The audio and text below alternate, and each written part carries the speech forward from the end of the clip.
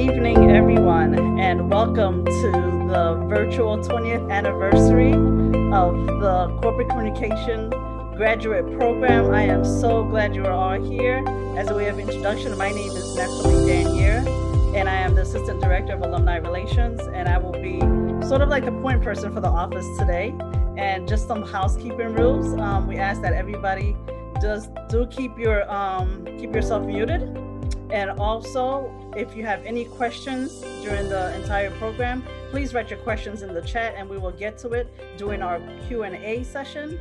And without further ado, allow me to introduce to you the Director of Alumni Relations, Janet Rosbeck, who will be bringing us welcoming remarks this evening. Janet? Thank you so much, Neftali. I'm so glad to be here with you guys today on what is it, the 17th of December. We were really excited about bringing you all together, and thanks to everyone who worked so hard and pulling tonight together virtually. We really look forward to seeing you in person soon. We may reconvene in a year's time. But I just want to say we're glad you are here with us. We are proud of our corporate communications alumni and have open arms and are keen to welcome you back to speak in a classroom, to mentor current students, and to stay part of the Baruch family and alumni community. I know there's a lot of wonderful things planned for tonight, so I will leave it at that. But a warm welcome from Alumni Relations, and hope you have a good time tonight. And we'll see you again. We'll see you again soon. Thank you so much, Nefti. Thank you so much, Janet. And to begin, I'd like to introduce our panelists and our moderator for this evening. Our first panelist is Chelsea Newson. Chelsea Newson holds a BA in Sustainable Foodways from New York University, where she graduated in 2012, and an MA in Corporate Communications from Baruch College from the class of 2019. She has worked in communications for a number of organizations, ranging from veterans, nonprofit, to a bean to bar chocolate company and boutique food and hospitality PR agency. She has focused her career on sustainability and ethics within the food industry and is particularly interested in corporate transparency, corporate ethics, and the role companies can play in making the planet a healthier, more sustainable place. She currently leads the US Community Management and Internal Communications teams at Oatly, the original oat milk company from Sweden. Welcome, Chelsea. Our next panelist is Tanya Salas. Tanya is the Director of Development Legal Services of New York City, the nation's largest provider of free civil legal services. At Legal Services of New York, Tanya oversees all private fundraising efforts, including events, individual donor campaigns, and foundation research and proposal development. Prior to joining the company in June 2015, Tanya was part of the development team at New York Lawyers for the Public Interest for 10 years, serving as the Assistant Director of Development since 2008. Tanya received an MA in Corporate Communication from Baruch College in 2005. Welcome, Tanya. Our third panelist is Richard Etchison. After graduating from CUNY Baruch College MA Corporate Communications program in 2017, Richard accepted an internship at New York boutique PR agency Crenshaw Companies. Crenshaw Communications, which specializes in tech, B2B clients in ad tech, AI, and cybersecurity, offered Richard a permanent job in conference and awards, a newly created position in which he would help client executive through leaders with speaking engagements at industry conferences, as well as win coveted industry awards. In 2 years, Richard has built the new department from the ground up, having won earned speaking engagements at major technology conferences like HubSpot, Inbound, SAR Annual, and the Economist Innovation Summit, as well as wins in prestigious awards like Digchi Technology Awards, Business Insiders of TV List, and Crane's New York 40 Under 40. In his side hustle as a playwright, screenwriter, and novelist, Richard stage plays have been produced or workshopped by community professional theater companies in New York, Los Angeles, Atlanta, Greenville, South Carolina, Dayton, Ohio, and Munich, Indianapolis. Welcome, Richard. And our moderator for this evening is Dr. Eric M. Gander. He is an associate professor of public argument in the Department of Communication Studies at Baruch College. He earned a BA in economics and an MA in rhetoric and communication studies from the University of Virginia and a PhD in communication studies from Northwestern University. His research focuses on improving public argument by critiquing public discussions and debate on a wide range of issues in domains like science, political philosophy, law, and ethics. He is the author of several books, as well as numerous articles, book reviews, and convention papers. His work has appeared in academic journals, law reviews, and the popular press, including the New York Times. Welcome, Dr. Ganter, and I turn it over to you to begin the panel discussion. Thank you very much. Thank you. And thank you all for being here. And let me second something that Janet said a while ago. We want to see you all back. And we want to see you, helping out and giving your expertise in the classrooms and talking to our students now, because we think that is incredibly important. So we hope that at least some of what this accomplishes tonight is to, ratchet up the enthusiasm level so you can contact us and you can get sharing your experiences and your knowledge with the next generation of graduate students. With that said, we have three panelists. We have three alum that I'm going to be talking to tonight. And basically, I just want to talk a little bit about the graduate experience and maybe some other things. But I want to begin with a point of personal privilege and tell you something about my relationship with each one of the alum we're going to be talking to tonight, that I'm going to be talking to, because it's actually different. And I'll start with Tanya. Tanya was my student pretty much, and I think I say this gently, Tanya, pretty much close to when the program began. The program actually began in 2001, so she was an early student there. Tanya actually was also, in addition to being a graduate student, she got a number of grants and awards, and one of them was a grant to essentially index one of my books. So Tanya actually read a book that I wrote, and so she joins my parents in that club. And we want it to be a lot larger, but that was a fun experience, I think, working with someone indexing my book, and I thought that was really quite a lot of fun. So that's and again, she was also my student. Richard had I had another sort of interaction with him that was really quite special as a graduate student. He was, of the people we're talking to, he was the only one of these three that I actually got to advise on a thesis. I've advised a number of theses, and somehow just neither Tanya or Chelsea were one of my advices, but Richard was. And I just want to say, you learn so much being an advisor.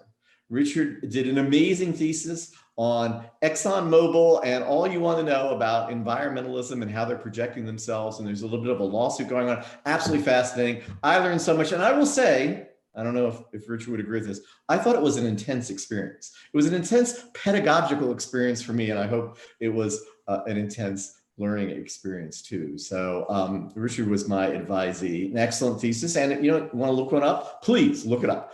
And lastly, Chelsea, actually, I worked with, this is another case of sort of going outside, a little bit outside of the program. I was looking for a teaching assistant for a couple of my classes one semester, and Chelsea was in the program, and I gave her a call and I said, would you like to be a teaching assistant? That's how she became my TA for two classes, including a free speech class where she got to read a lot of student posts and grade them. And it was a phenomenal experience, and it really, I think, helped the students, and it incredibly improved the class. So those are three different sort of scenarios that I've had with the graduate students the alum I'm going to be talking to, and I just wanted to say that in terms of the connection that we have there. So I was thinking that tonight we would just talk a little bit about the program and a little bit maybe about going forward, what we can look forward to. One of the first questions I would have for the alumni, I'll just throw this open for anybody who wants to answer it. What was the biggest surprise or the biggest thing you didn't expect coming into the graduate program? If you remember that far back and you remember when you were just doing, what was the biggest surprise or the most unexpected occurrence or something that you were thinking about in the program? Who wants to start? This is like in classes where you say, anybody? Anybody? Tanya, what do you think? What was the most unexpected thing? I know it's terrible. Pick on the oldest alumni, No. Well, so I was an international student, so my experience is probably different from many of the other experiences because everything was new for me. So I arrived in January of 2003, so the dead of winter, from India. So that was a shock. But everything was different. I had studied in India. I had done a graduate program in India, and the teaching was different. Like being in your class, for example, where you're expected to speak up and argue was just so alien to me. It was like I would just sit in the corner and hope that no one noticed that I was there because I didn't want to get called on. I just didn't know. And, so that was different. And every time I introduced myself in class, it was I guess the end of January. And every professor would say, "Oh, you poor thing. Are you okay?" Because it was so cold and, and so different. But I think I wouldn't say anything was a total shock, though. I mean, I think I loved being in school. I loved, being in Baruch. I had my first semester there was when I indexed your book. I basically spent all my time on campus because I had nothing else to do. I was homesick. I had nothing else to do. I would just come in and hang out at the graduate studies office with Kathy. I didn't have a computer, and Kathy would let me use the computer to do schoolwork. and then I would, work on the book. And then the rest of my, I was there for 4 semesters, and the rest of my time, I actually the 3 semesters. My last 3 semesters, I had 2 jobs on campus. So I basically lived on campus, and that became my family. And, it was a great experience. I wouldn't say, I don't have anything that was like a total shock. I mean, I don't know about Chelsea and Richard. I don't know if that was. All right, what do you think, Richard? Were you shocked by anything? I wasn't shocked, but I have to say that as I'm thinking about this, the most surprising thing was there were people almost in my age group in classes. I thought I would be, by far the oldest, but there were people and of all ages, all races, just from all different, parts of their career. So, many of them already had years of career. Many of them were just fresh out of their bachelor's program. And there were people in the 30s, 40s, 50s. It was just, I was just a little surprised by that. And I thought it was amazing, that they had the boldness to go for it. And it made me feel a lot more comfortable. So yeah, really interesting. Chelsea, what about you? You must have been surprised at something. I think that I was, one thing that I didn't expect that I was ended up being pleasantly surprised by was how much of the program ends up being focused on collaboration with your fellow students and group projects. That was something that I didn't have as much experience with in my undergraduate career, so I wasn't necessarily expecting it coming to Baruch, but I found that it was really beneficial. Obviously, in terms of getting to know your fellow students and feeling a little bit more at home within the program, but also for learning how to communicate with fellow communicators and how to kind of work together on one deliverable for the class, because that's something that you continuously need to do in your career as a communications professional. So I while I didn't expect it and was a little surprised by it, in the end, I really appreciated that that approach was so common. That's really that's true. I mean, there's a huge amount of collaboration that goes on. Not so much in my class may be the one Yeah. least collaborative class. Maybe it's a little bit adversarial even.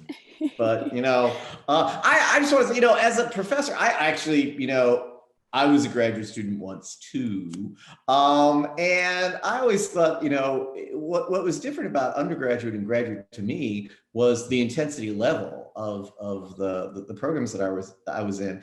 And when I teach now at Baruch at the graduate level, it really is striking to me how focused and how intense and ready students are.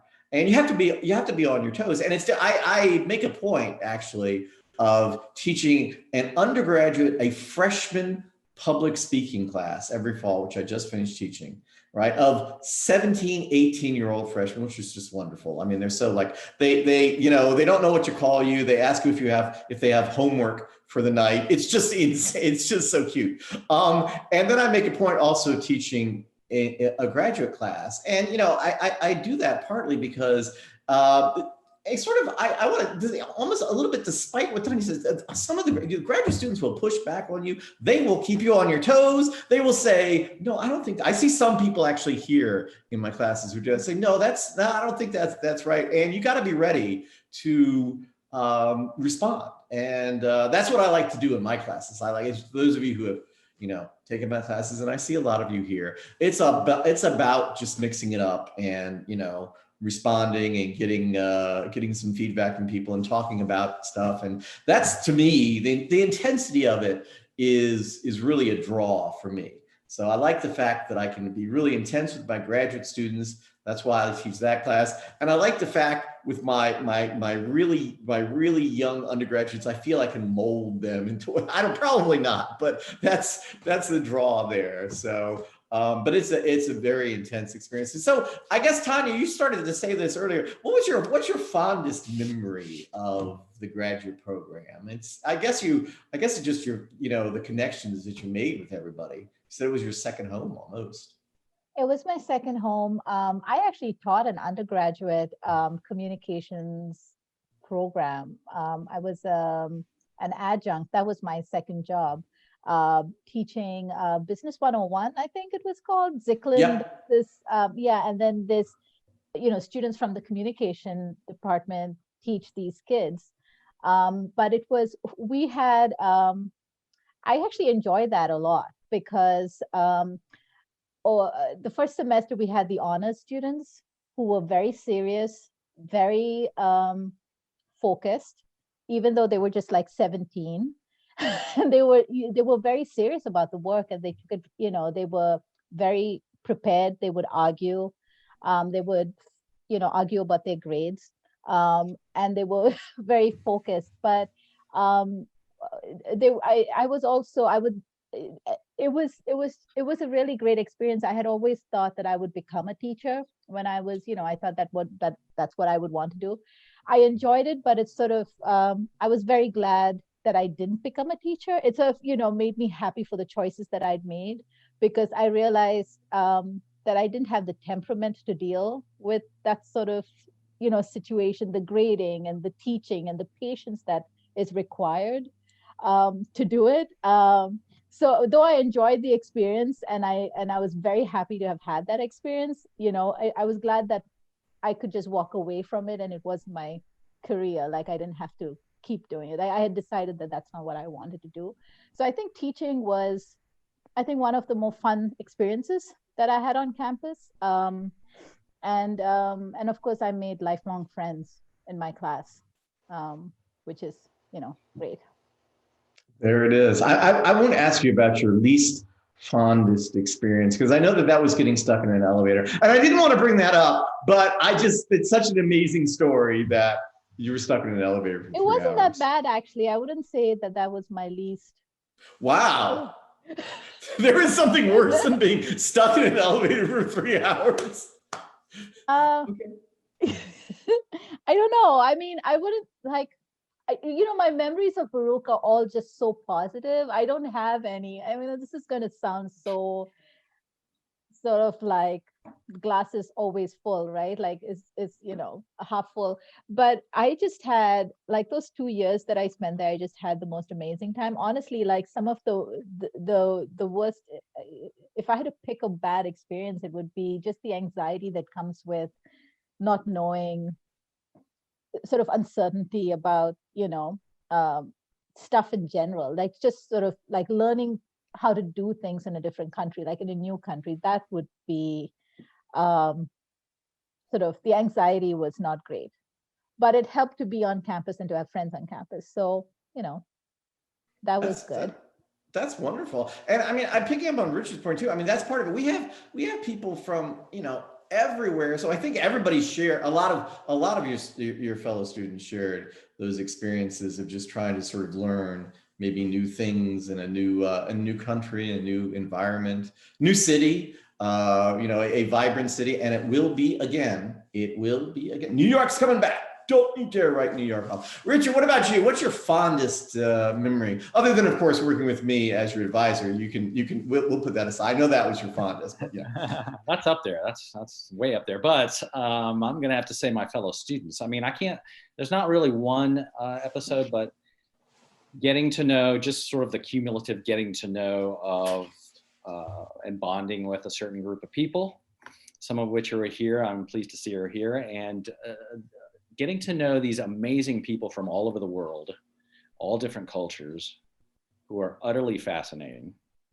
And going to the bar with them, and having celebrating, when we graduated and things like that, and just learning about where they come from and their POV, on life, and how coming to their story of coming to New York. That actually is the thing that filled me with a lot of pride about being in those classes, is that, this is a sampling of people from all around the world, all different cultures, origins, and how utterly impressive and fascinating and ambitious and hardworking they were. And I just really, the fondest thing is the super cool people I met, in the program. They're just very impressive. Yeah, it is always the human connection, I think. I don't know. Chelsea, what do you think? Is that similar? Yeah, I definitely agree with Richard. I found the relationships that I developed both with classmates and with faculty to be really enriching, and made the program such a great experience for me. I also have one memory that I'm fond of that's actually related to your class, so you might get a kick out of it. So I was already working for my current employer, and they were super supportive of me attending this program and getting my master's in corporate comms. And my office has a pretty casual dress code. So the day that I was going to be the judge for your class, I obviously dressed up to look more like a judge and to look more professional. And all of my colleagues noticed and very kind of affectionately teased me about it, and were making jokes about me heading to a different interview with a different company or something later that day. But I gave them the scoop on what was actually happening, and they were really intrigued and excited by the idea of me being a judge, but also later arguing my own case. And when I did eventually argue my own case, when I came back the next day, they all followed up, and I don't know if you remember, but I think I won my case. And they had a little really sweet lunch surprise for me to celebrate me winning the case, which I thought was really cool. Chelsea, not only do I remember that, I remember your case, and it is phenomenally timely. So in my class, I do these cases. I make all of these up, but they're ripped from the headlines, and they're sort of they have to do with corporate legal questions. And in Chelsea's case, there is a nonprofit corporation called Reporters Committee for Freedom of the Press is the name of the nonprofit. And they like to report on things. And that's what they do because they're reporters. And, we hear a lot about that. And this actually is based on a real case in the District of Columbia that is still This was a while ago, Chelsea. This case is still, permutations of this case are still working their way through the court system in America in various different ways. So the case was about this nonprofit. This was back early when not many people knew what BWCs were. That's a body worn camera that police wear. Right. And a couple of years ago, the Reporters Committee sued the District of Columbia, which was one of the first districts to actually mandate that their police officers wear body worn cameras. And they wanted all the footage from all the police officers, every second of footage, because they were concerned that police officers were treating individuals differently based on their race. Right. So they wanted to do this and report on this. And the DC pushed back and they said, no, this is a privacy issue, because if you're stopped by the police, you have the right to not appear on, TV, or not to have somebody, see that interaction. And the Reporters Committee said, no, you don't have that right, because it's a public interaction. And they were going back and forth, and that still hasn't been settled. That is still, the one thing I don't remember, Chelsea, and I'm embarrassed to say, is which side were you on? I believe I was on the side of the police, and the Okay. people who had been filmed. Right, and they were saying they didn't want this, and you remember you won. All right, there it is. Excellent. That's a fond memory. Let me just say, everybody here has said it's about the people, and that's clearly true. I'm always asked, especially by my freshman students, why I became a professor. This, I just picked up on something Tanya was saying. They always ask me why I became a professor. And I have the exact same answer for them. It is that when I got to the University of Virginia, which is where I did my undergraduate work, and by the way, it's really important as alum of the master's program that you at Baruch, that you embrace our program. But I also have to say that there's probably a special place in your heart for your undergraduate program too. I'm just saying, right? When I got to the University of Virginia at 17, I basically knew I wasn't going to leave the university environment. Now, the University of Virginia is not Baruch. It's a very it's a college town, right? But the campus is absolutely lovely, which, by the way, they call the grounds. It's just gorgeous. It's beautiful. But to pick up on something Tanya said, when I began my MA program, I also got to teach a class. They had us teaching basic public speaking classes, and the class Tanya was teaching was a really cool business course, which is actually slightly being redesigned now. In my case, it is public speaking. And I will say to second what Tanya said. Students were really good, and they did challenge me on grades. They did. And but from that experience, I really, I liked it so much that, I decided I needed to be a teacher. So I don't know, maybe it was just, I don't know, having people in front of a class and look at me. But that was my experience in terms of how I became a professor and what I got out of teaching when I was teaching. So, and it was a transformative experience, I think, in some ways for me. It really was. I will say, I don't know if this is the case for the alumni have here, but I will say the 2 years that I spent at the University of Virginia getting my master's degree were probably, and then I went and spent 3 years at Northwestern getting my PhD. I would say the 2 years at Virginia getting my master's were probably the most intense scholarly period of my life, in the sense that I think I grew most as a scholar during those 2 years, because those were really focused and intense. And then after that, I think I got the hang of what it meant to be a graduate student. So that's a nice transition to a really philosophical question. What do you think was the biggest change that happened to you in graduate school? What was your biggest, what changed about you the most, or what did you learn about yourself the most, or what did, you come away with that was, what made you, how did graduate school make you different, Tanya? How did it make you different?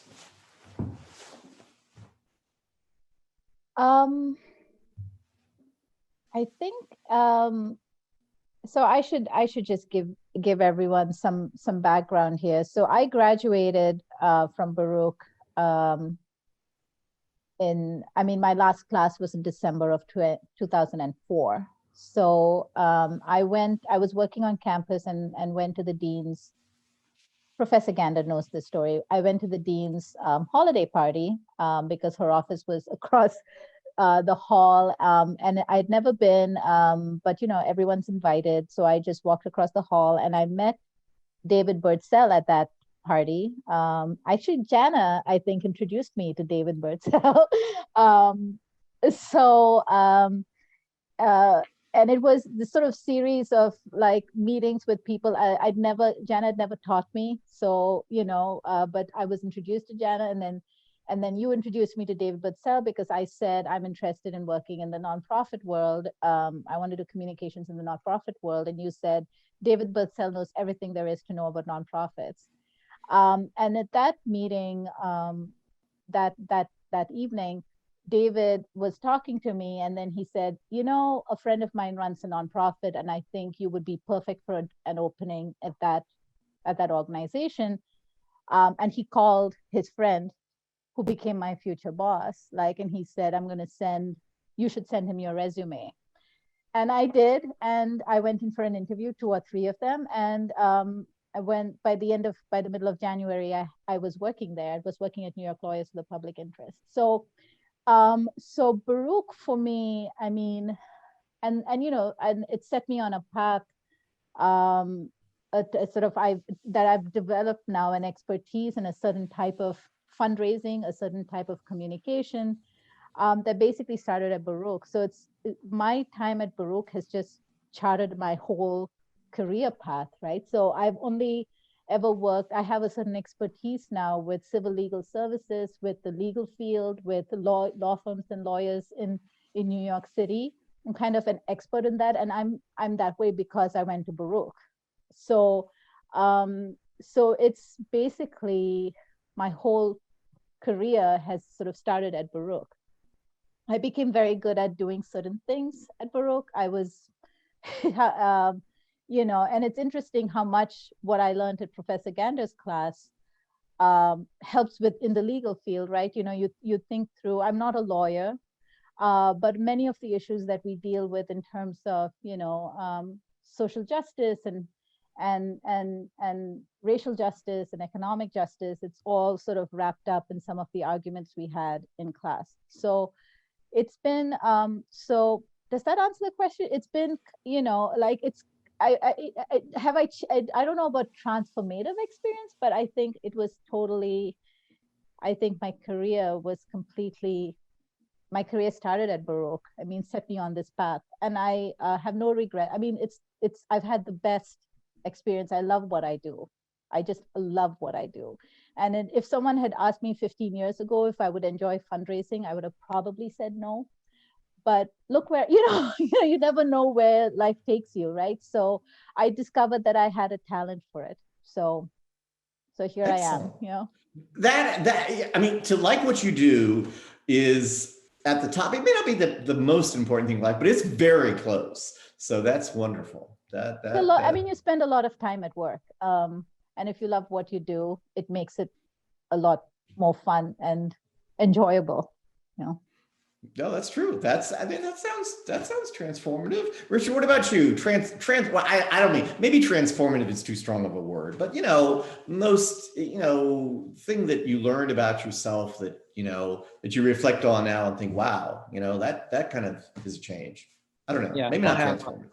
I don't have I was searching for a real transformative, how have I changed, and looking deep within my heart. But I think it was more practical than that.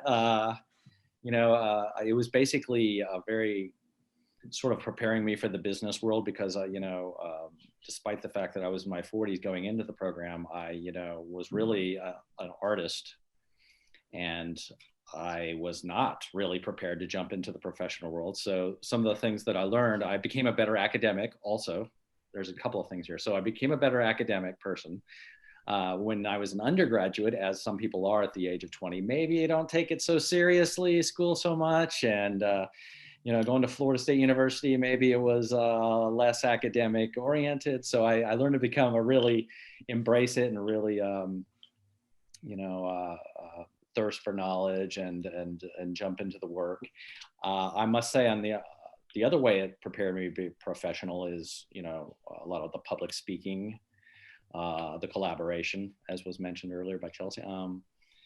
There was a lot of public speaking, and of course that's scary for most people, and including your class, Dr. Gander, making us try the case, and several of the other classes demanded, presentations, which I had not been doing.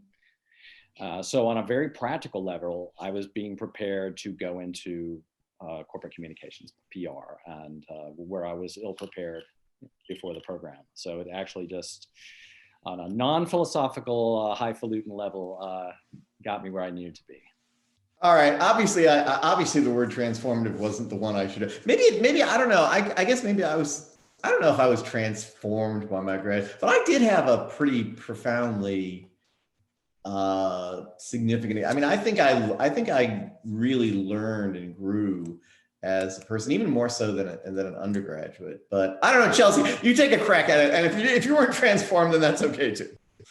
I think that one way that the program sort of changed my life, which was also, it's a way that I was hoping that it would, was it helped me find sort of my home within the communications industry in terms of function. When I went into the program, part of the reason that I did it was because I was in a PR focused role at a PR agency, and I really enjoyed a lot of the writing and the practice of communicating that came with that job. But there were many aspects of PR that just didn't feel like a very good fit for me. And I thought that if I were to learn more about what corporate communications meant and all the different ways you could work underneath the kind of umbrella of corporate communications, I might find a way to sharpen my skills, but also, locate a role where I would be happier on a day-to-day basis. And fortunately, that's exactly what happened by, learning, kind of taking a deeper dive into all the different areas of corporate communications. I was able to identify that I really liked internal communications and some of the more kind of brand values focused communications versus strictly PR. And that's a lot of what I do now. And then also maybe this is a little bit more of a transformation, and it's fairly specific, but I took Matthew Ellis's class on propaganda near the end of my corporate comms program. And that was a really enlightening course, and also helped me become a much more, I think, critical consumer both in terms of the communications and advertising that I consume, but also like products. So that has kind of changed the way that I think about the world around me in a lot of ways. Excellent. I do want to talk, a lot. I mean, or if you want to too, about how the program has affected what you are doing now. And I do want to get to that. I do, because in Chelsea's case, I think that's really, I think this whole propaganda thing could be fascinating to talk about. But before I get there, I just have a really broad last question, sort of about the program, and this is, don't worry, this isn't about transformative or anything, but the world has changed even just in the last couple of years since you all graduated, and it certainly has changed since we started the program in 2001. I mean, there have been massive changes. I mean, what do you think in terms of how changes in the world might affect the way that we can work in the communication program? I mean, do you think that the master's program, do you think that these changes are making the program should we need to make more changes to the program? Should we focus on different elements now? I know we're in the digital age now. I don't know how much longer, we're all going to be Zooming and doing all these virtual meetings and things like that. Maybe that's the wave of the future. Maybe that's where graduate programs are heading. I don't know, if you were in the program today, what would you expect? What would you want? Would you think anything should be different than when you took the program, or do you think it was pretty much all covered there? I know that's a really broad question, but I don't know. Just take a shot at it. Anybody? What do you think? I know we're kind of going in order here. But I can say something. Yes. I think that, well, the first thing that comes to mind is that I think it would be this past year has changed the way people work together in such a major way. And even when the world sort of stabilizes, I think that this type of digital and sort of remote communication will become more and more prevalent. It's not going to go back to the way it was, I don't think. So I imagine that there could be some value in a course or something like that kind of focuses on how you can effectively communicate, both especially internally with your team and with employees as an internal communicator, but also how to communicate with broader audiences, whether that's consumers or the media, specifically over this digital kind of mediated platform, because handling all communications over things like Zoom can be really difficult, and there must be ways to do it better that we as a kind of industry haven't figured out yet. So I think that could be something that's interesting. There's so much, there's this theory that, human nature doesn't change, but even when technology does, human nature is still human nature. And the flip side of that theory is, no, our technology really does change us. It makes us sort of different beings than we are. And those are two extremes of, and obviously it's something in the middle. But I wonder if we are really, I wonder if when all this is over, we're really going to want so much to go back to in-person interactions, because that's just who we are as human beings. That's in our nature. We just crave real interaction that is real. That's not mediated in the way this is mediated, but that you can actually see the person and be in their presence. What do you think? I don't know. Is that, or are we gonna be able to adapt to this? What do you think? I have an example that's not directly from work, but I'm on the PTA of my daughter's school, and we've noticed. So we took over. The new PTA officers we took over the summer, and when they used to have PTA meetings pre-pandemic, there would be 6 people in the room, 7 people. It's a public school in a very sort of in a lower income neighborhood in Jersey City. Most of the parents work odd hours. PTA meetings are not always convenient, and we had really terrible participation. So when we took over in the summer, of course, we couldn't meet in person. So we started doing Zoom meetings, and we would have 60, 80 parents every month participate in PTA meetings. So what I think technology has done is it's opened up the world and made it easier for people to participate in things. And I don't think we should take that away even when we can go back to meeting in person. I think it's really important now that we have the tools. We always had Zoom, but we just didn't use it before. And I think even when we're able to meet in person, we need to think about how possible it is to have, to be more inclusive and more aware of different people's schedules and their life situation, right? My board is we have 36 members, and we're required by various regulations, by funders, we're required to have 1/3 of our board is community members. So they need to be client eligible. So client eligible means if they wanted to be our client, they would be eligible for that. So that means like 150% of poverty, that's their income. So 1/3 of our board is low-income New Yorkers, because those are the people we serve. And I mean, travel is always difficult. Schedules are weird, and we've noticed that we have better participation when we do this on Zoom, or when we allow participation on Zoom. So that's not going away, right? We just have to get better with the technology, like Chelsea said. I mean, I think we would really benefit from improving the technology, from learning to use it better and more effectively. And we can go back to meeting in person, but I think we need to figure out ways to continue to use the technology so that more people can participate. Wow. Okay, this is turning into a Zoom discussion, but that's fascinating. So Richard, what's your Zoom philosophy? Is this a good or a bad? I'll put my cards on the table. I don't think this is, from a pedagogical perspective, as good as in person. Frankly, anywhere near that. But I've said that before. What do you think, Richard? What do you think?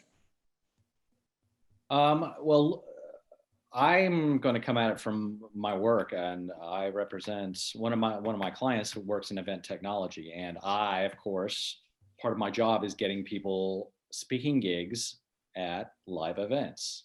So one might think my job is under threat, but I've witnessed over the past 9 months a rapid adaptation to virtual events and hybrid events. And what I believe is going to happen with regards to any sort of events, even like this, is we're going to keep the really good parts of the hybrid elements. I think we're going to incorporate more of the virtual aspects into the live events and make them like complementary. I don't know. I think they can be used well in that way, and the technology is keeping up. I mean, they're rapidly making meetings, live conferences on virtual platforms. Really, they're coming up with new ways to make them more compelling and to give you ways to network, to give you ways to have conversations with other people in the room, quote unquote, you know. So that's what I'm witnessing, and I think that's going to happen. It's kind of here to stay in a way. In real life, we'll come back. But this hybrid element, I think we've been forced into learning how to do it. So yeah, Tanya. I'm sorry. Like, you know, when we started doing virtual events in the summer, we were terrible at it. Like our first virtual event, we're figuring out Zoom and all of that, and we just did our last event, and it was seamless. People had a wonderful time. We have live jazz performances it's called Jazz for Justice, so there's always a jazz performer. And we were able to, I mean, they didn't perform live, but it seemed like they were performing live, and it was people loved it, you know. So we're definitely adapting. Okay, Richard, in terms of the theater, you do some playwright stuff. How can that possibly? That's got to be hugely impacted now. You can't do that Zoom wise, can you? They're doing it. They're doing it. I've participated in and watched quite a bit of Zoom theater, and it's not ideal, just like teaching, you know, because you have that theater actors and comedians, you know, they rely on that interaction with the audience. It's a big part of the performance aspect, and you know, we're just making the best of it, you know. They're just making the best of it, and it's done that. Theater has to be live. The performing arts really, I think, have to be live. But I think you can incorporate these elements more into the format. But it's different from teaching. Teaching is the same. I think, you know, it's better if it's in person. You know, I wanted to be in person in class during my time there. I preferred that. I know some people prefer online, but I liked being there and interacting and things. Yeah. Yeah, no, I mean, I think part of it is just the energy. Again, I don't know, maybe I'm a little bit of an outlier here, but I do think there's sort of there is, I think Tanya said this. I mean, you get somebody said you get energized, I think, from sort of a live performance in terms of just being there, also, you know, live in class, I think. I don't know, maybe that's not as important now as it once was. And maybe we will, as Tanya said, maybe we'll just get so much better at using this medium. We've got another semester to go at Baruch for next semester. probably 90. We'll see. Who knows? I mean, again, you can't say anything in this world, although we will be online unless something really weird happens. But so we'll see if that gets any better. I want to pick up on one, because we only have a few more minutes till we get to the Q&A, which I'm excited about. But I do want to pick up on something Chelsea said about her propaganda class, and all of you are working, these are working in sectors that are I wouldn't say sort of at the heart of making money, profit corporate America. You're all in positions that are helpful and trying to consider corporate social responsibility and all the rest. So Chelsea, what was it about the propaganda class that you found so interesting about what you're doing now? That's a really interesting connection, I thought. Oh, well, in terms of what I'm doing now, I didn't necessarily connect it that much with like my work or my company or anything like that. More about how I consume advertising and communications that other companies are putting out there. And I think that it was just interesting to recognize that what a recent development, I guess, in the kind of history of our nation, and also of course the history of like human civilization, what a recent development advertising is, really, like advertising for consumption and profit, basically, to just drive more and more and more consumption. And it's interesting too that it was interesting for me to learn that public relations was really born out of this like propaganda machine at the early 20th century, and to kind of think about how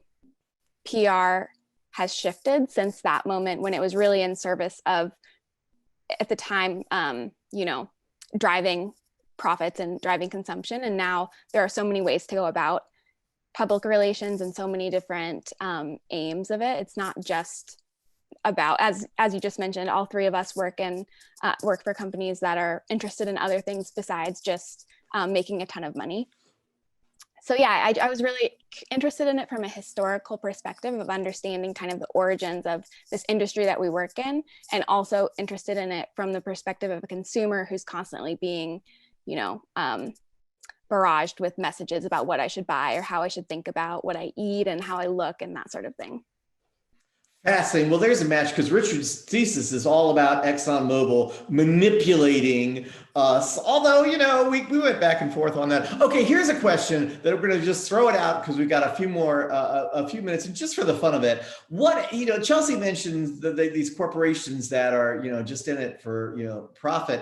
I'm wondering if there are any of those corporations left, because all the corporations are woke. I look around me now and all I see are woke corporations. All I see are corporations that are telling me that all sorts of social justice issues are really important. And is that what's happened to corporations in America in the last 2 years? Has there been a sea change? Has corporate America decided that really it's not about making profits, it's all about social justice? Is that what do you think?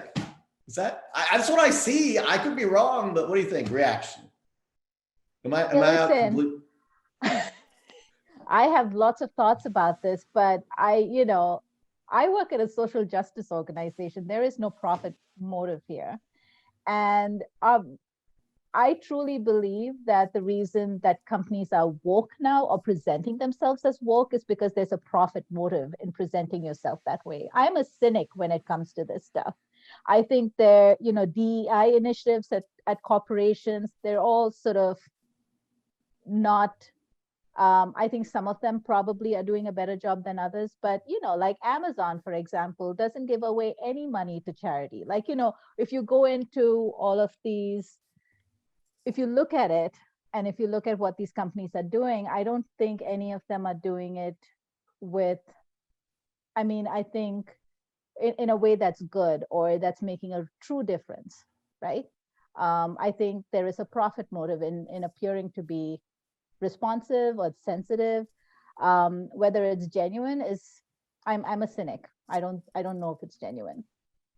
All right, that's fascinating. Okay, Richard, this is you were a big saying topic. This is a big topic we don't have time to go into, but the whole brands taking a stand and CSR thing is very complicated. But I think there are companies, just something that popped in my head. There are companies who do it, even though they're motivated by profit.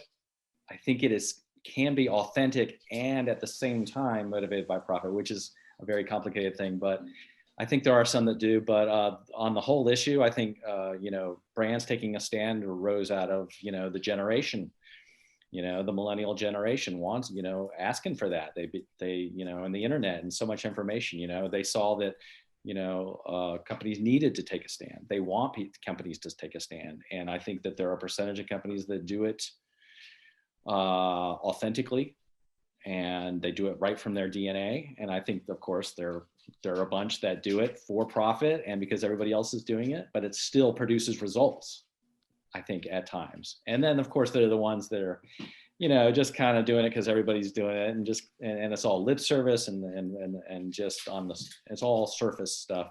I think there's several categories of people doing it, but I think it's good that brands think they should take a stand, No, Richard is right. I mean, we don't, this is so wickedly complex if you get into it, because you're right. I mean, it starts with the millennial generation, but then the question is, if these corporations are just doing it for show, does the next generation they're sophisticated enough to know that they're like just doing it for show, right? So, I guess you really have to be on your toes as a corporation. I wasn't aware. So Amazon gives nothing to charity. I'm actually a little bit surprised at that.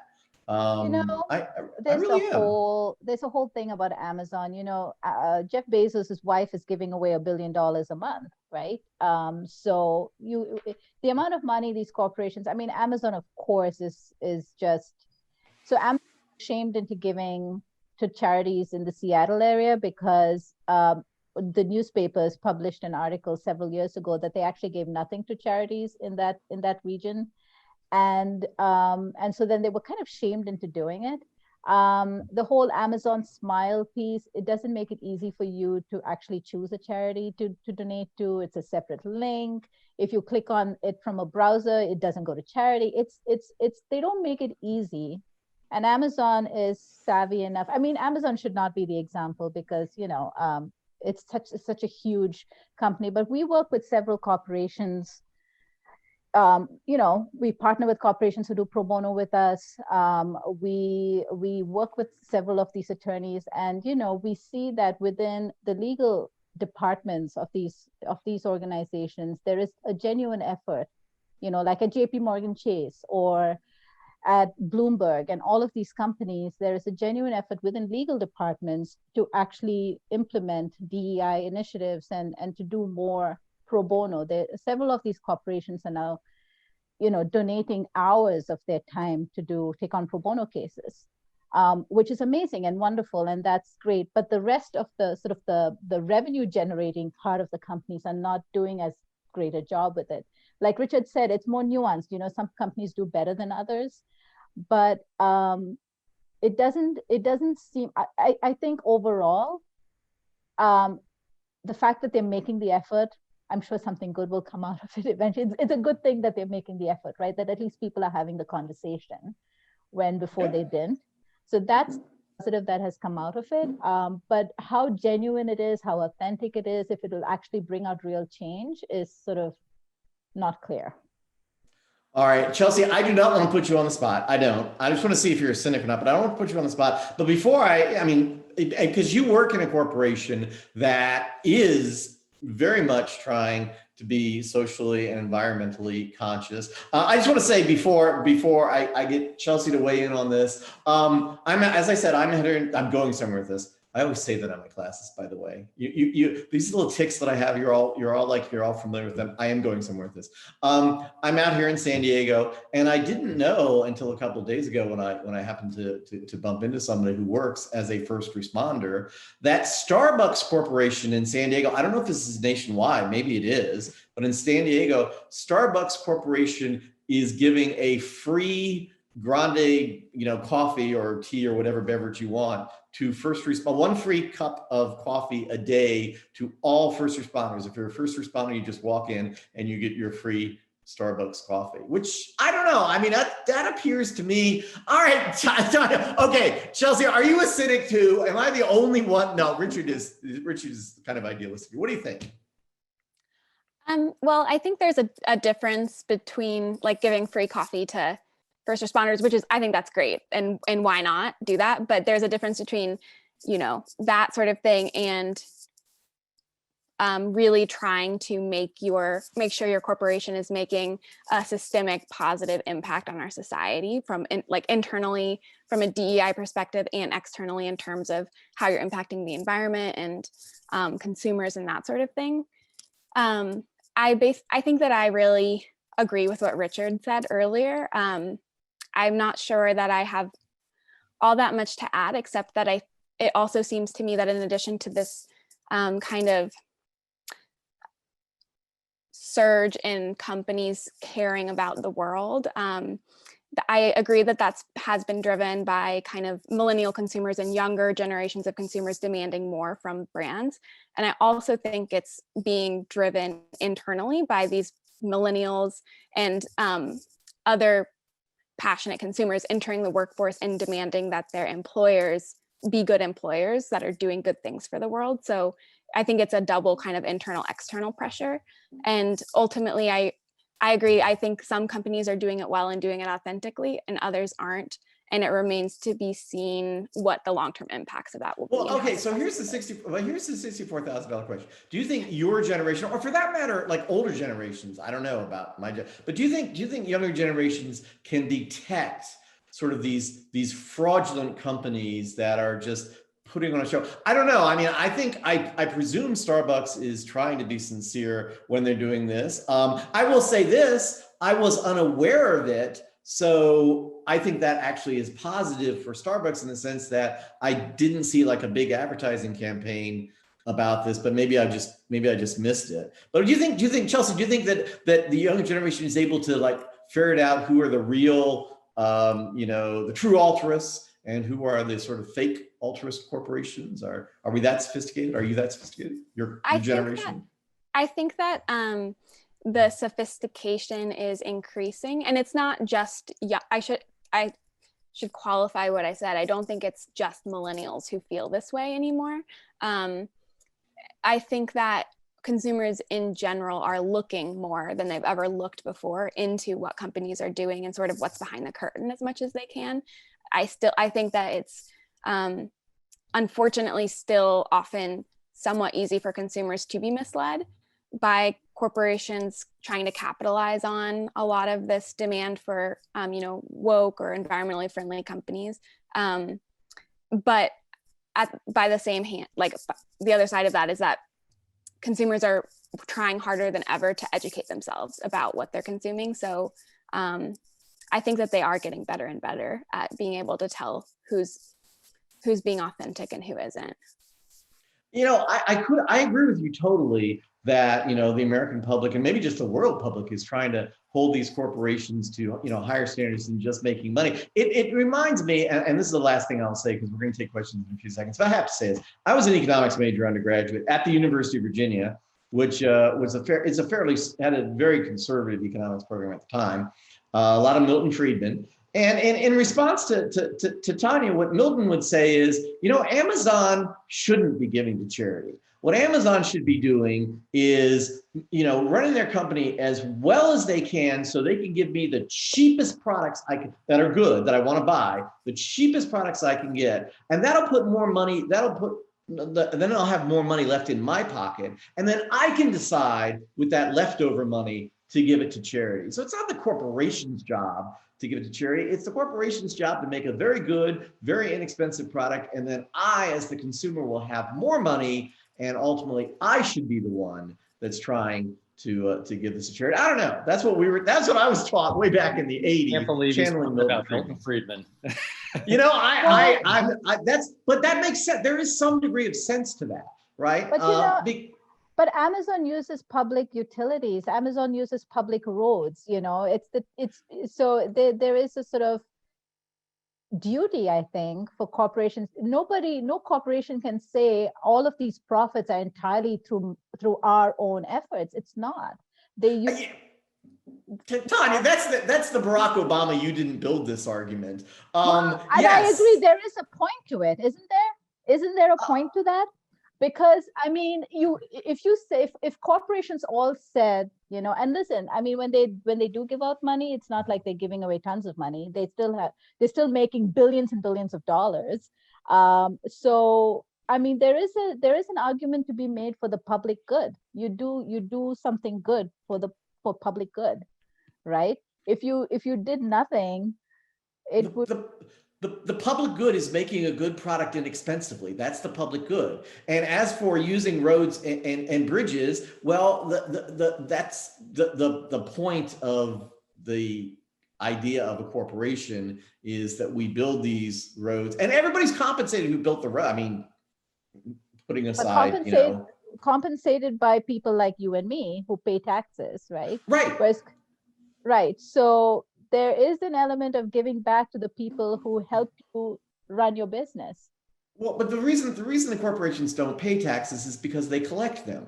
I mean, if you taxed Amazon, they just pass the cost on to the consumer. So we're all going to be paying for. Okay, that's it. All right, do you see what's happening? This is what my students do to me.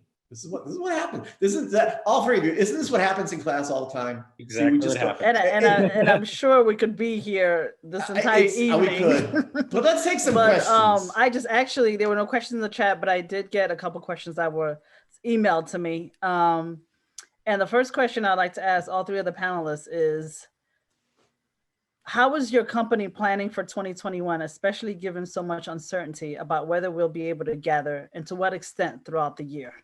And I think, Richard, you talked a little bit about that. Chelsea, Tanya? I mean, I can go. I mean, it's, we're a nonprofit. We're going to see, we get funded by the city and the state and the federal government. We're going to see a drop in funding. And so that's going to impact how many people we're able to serve. We typically serve about over 100,000 people annually. And everyone we provide services to is at about 150%. That's the federal poverty level.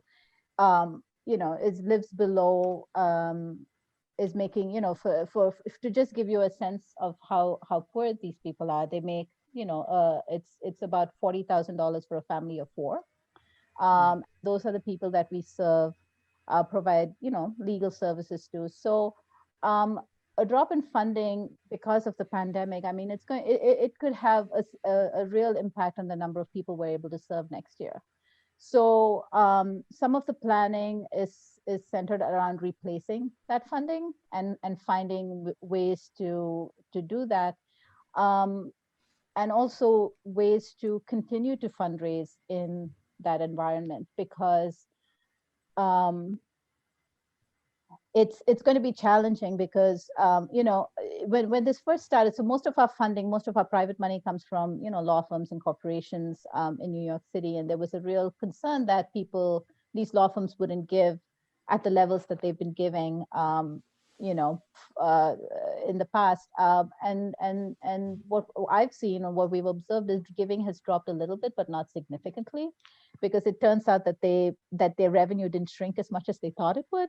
So a lot of the planning is centered around how do we replace lost funding, and also how do we continue to engage with our staff. We're a very large organization. We're 600 people throughout the city. And how do we continue to engage with staff in a way that's meaningful, in a way that helps us feel connected? It's been a huge challenge during, the past several months. And also to engage with our clients. We've had, we've had to sort of ramp up, communication with clients. Most of them don't have cell phones, they don't have data plans, they don't have internet. And also keeping us, our staff and our clients safe as they go back to court. So that's what the focus has been. I don't know if we've come up with any wonderful, amazing solutions, because everyone is struggling. Every company is struggling with the same kinds of issues. But I think we've done okay. We've done a good job with continuing to represent clients. And that has sort of proceeded. Our case numbers are up and the need has increased, so the case numbers are up. But it's been it's an ongoing discussion about keeping people connected, replacing lost revenue, and keeping our staff, sort of emotional health of the staff, and emotional health and well-being of the staff as well. Thank you. Chelsea?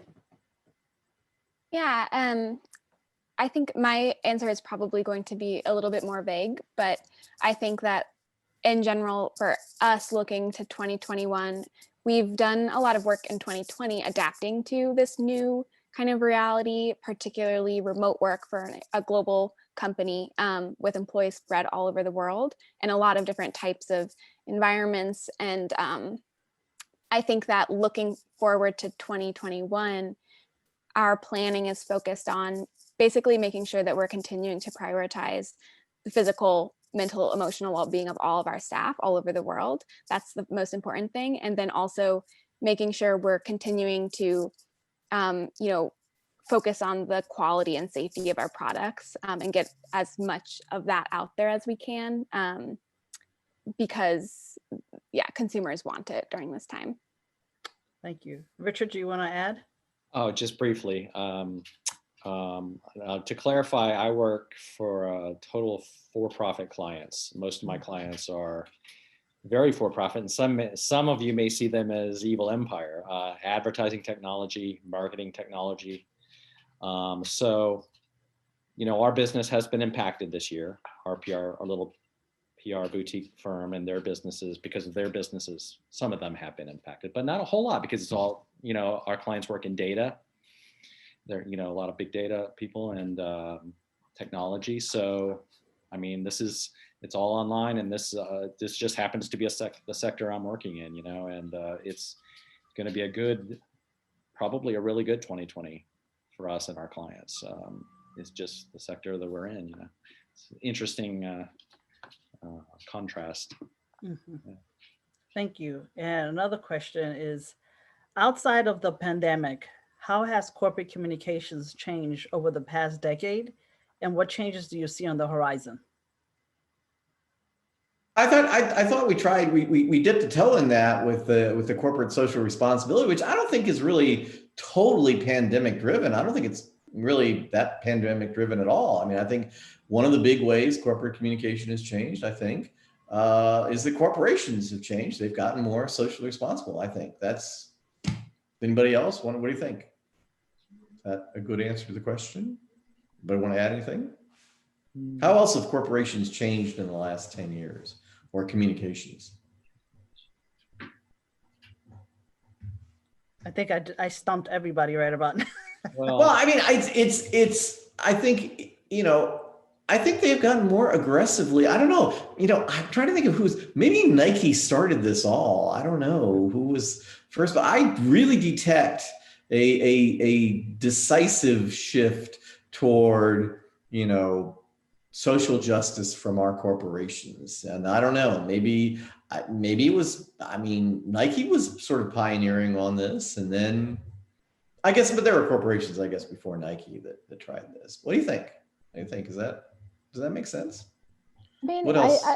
I also think even in the past 10 years, everyone has just become more connected, right? Am I just imagining this, or it feels like you're kind of hearing things all around.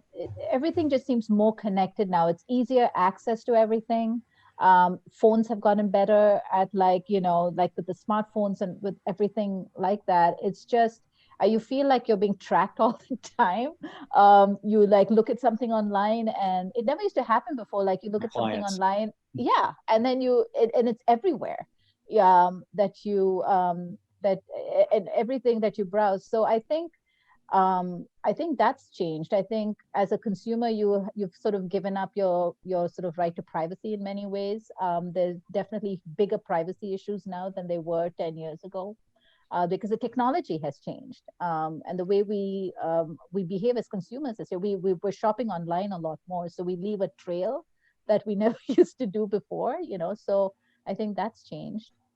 Yeah, but there are, thankfully, there have been new privacy regulations in the last couple of years, that are designed to protect us.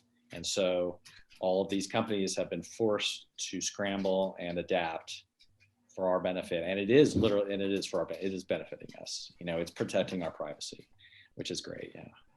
Yeah, and I guess another really important thing that I didn't think of until Simon said this is that a lot of these corporations now feel it's absolutely necessary that they have a social media presence. Like, if I'm the only person on the planet who's not on Facebook, by the way, but I do have a Twitter account. Does Oatly have a they must, Chelsea, they must have a significant social media presence. And is that like huge for? I mean, how do they do that? Do they monitor it, or We do monitor it. Yep. Yeah, we have so maybe it's a little bit interesting for us because we're a global company with, we're present in many different markets that speak different languages. So we basically have a global Instagram account where a lot of our global content is, where fans from all over the world kind of come together to talk about oat products or oat stuff. And then we have market specific Facebook and Twitter channels. And we definitely very actively monitor that because that's where probably the vast majority, aside from email, that's where the majority of our communications with consumers happens. Really? Wow, that's interesting. Mm-hmm. I guess the days of writing a letter to a corporation, which I have done. We get those every now and then, but it's mostly digital. There it is. I only write the letters when I have something positive to say. So, but I've done that a couple times. So, you know. We have a question in the chat, and I didn't want to miss it, from Annie. And the question was, what are the best strategies for time managing between grad school and full-time employment? That's an excellent question I should have asked. Go for it. Chelsea, let's start with you. I think, so what worked for me, which is not the most exciting answer, is basically I would spend weeknights either in class a couple times a week or just living my life, not doing homework stuff. And then, because I was working during the day, and then most weekends I would devote like Saturday, Sunday daytime to doing all of my reading and homework, which meant, yeah, I didn't necessarily have weekends for a while, but it worked out. Okay. Richard? I can't really speak to that because I did not have to work full-time. I was working part-time. So, but I, you know, of course, most, if not all of my coworkers were, you know, exhausted, and, you know, so I can't really speak to it. Okay. Tanya? I can't speak to it either because I went to school full-time. So I was doing like 12 credits a semester and didn't have a full-time job. So, yeah. So, okay. If I may, you know, I know I'm not part of the panelists, but Annie, I can tell you this, I'm doing that right now, graduate work and working full-time. And I will have to say one thing I've learned, I'm in my senior year of getting my Master's of Divinity, is don't let your Saturdays is going to escape you. You literally have to dedicate at least one day to just really just dedicating to schoolwork. So, because it comes quick and it happens quickly. So it's really about the discipline that you have to have in order to get the work done. So, okay. One specific question that was sent to me is for Chelsea. For a company like Oatly, how has the corporate messaging changed since the pandemic from 10 months ago to today? Our corporate messaging hasn't really changed that much because our mission and values are the same as they've ever been. I would say that early in the pandemic, we did launch a social campaign actually on our social channels that was specifically focused on trying to kind of distract people from some of the more challenging parts of the year, just kind of take their mind off it. So in that sense, we sort of actually very purposefully shifted from making any type of communication about buying oat milk or trying oat milk or you know, using our products, and really shifted to creatively engaging people with something that would just make them happy. And the response was really positive to that. And it's something that I think kind of felt like the right thing to do to us, because it felt weird to try to be selling something at such a challenging time for people. And yeah, people responded well to it. So yeah, that's something that I think we did do And then internally, we've focused a lot, like I said earlier, on just trying to make sure that all of our employees feel really supported. And the last question for the evening would be, if all of you could go back to being a graduate student again, what would you do differently? I should have asked that question too. Okay, go for it. Tanya would take the stairs everywhere. That's a good question.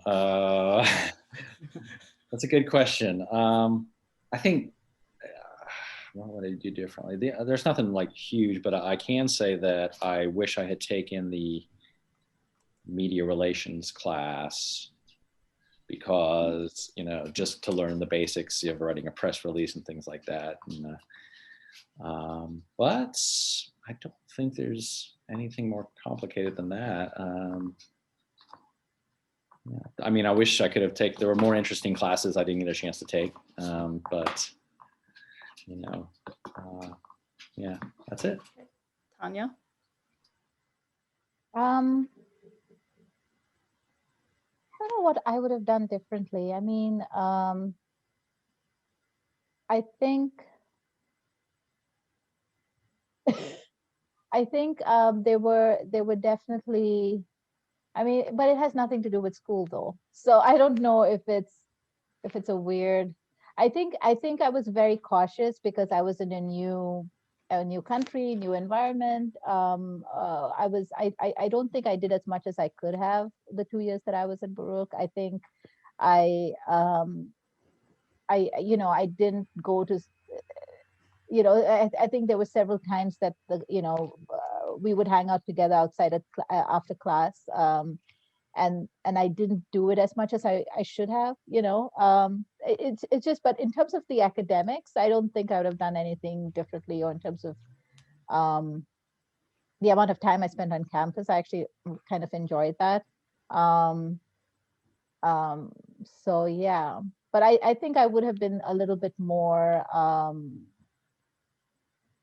social. Okay. Like with my classmates, I think I was just very sort of focused on the academics and getting all the work done, and didn't really sort of socialize as much as I should have, yeah. Chelsea? Yeah, I don't have any regrets, at least none that come to mind. But I think that one thing that I realized was really interesting and useful to me at literally the very, very end of my time was just going to my own, obviously, thesis presentation and hearing everyone else present their theses. It was so interesting, and it made me wish that I had kind of gone to some of those in prior semesters, just to hear about what my fellows. Oh, she's frozen. We froze. Oh, what is the You're last back. part you said, Chelsea? Oh, just that I wish I would have attended more of the fellow students' thesis presentation, so I could have learned a little bit more about what what everyone else was focusing their studies on. Thank you all. And any last closing remarks, Professor Gander? No, I really think, I just want to thank all of the alum that showed up, and I really want to thank all my former students and the three that I spoke to, because I think that, as I said, this is one of the high points of being at Baruch by far for me, is teaching this program. It is immensely satisfying. The students are amazing. Every single student has an amazing story to tell. And, as everyone said tonight, really it is about the connections you make with the people. That's what you're going to remember. That's what you do remember. It's not, getting stuck in an elevator. That's the last time I'll say that, Tanya, I promise. Or about other class. It's about the people. And, we just have amazing graduate students. And I think it's a privilege to have worked with them. So that's my last comment. Thank you all. This was recorded, and it will be sent in an email to all that registered early next week. And I just wanted to say, have a good evening, and I have a great, happy holidays and a wonderful new year. Take care, everybody. Thank you very much. Good night. Bye, everybody. Thank you.